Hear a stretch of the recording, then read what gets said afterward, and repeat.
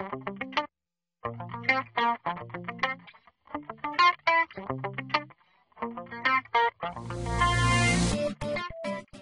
key concepts of Windows 8 Metro style is the concept of sandboxing. Essentially, the idea being that your applications, that is your Metro style applications, run in a sandbox.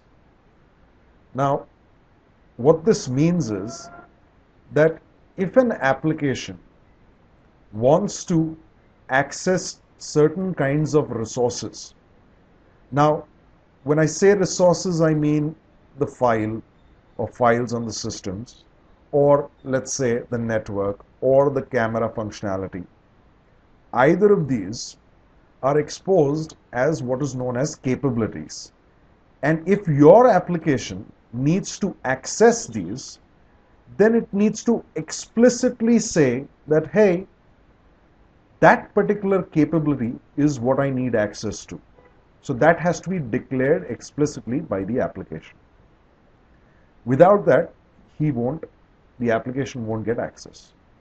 On top of this, the user of the application, the person who's installed the application, right, can have, or rather has the final say in whether the application can access a particular capability. So user controls access. So you can accept or deny access to a particular capability of his or her system. So that's one aspect of sandboxing.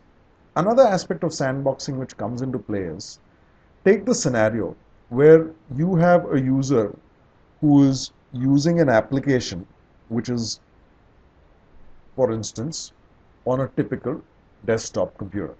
So you've got an application which is running here, a Metro style application.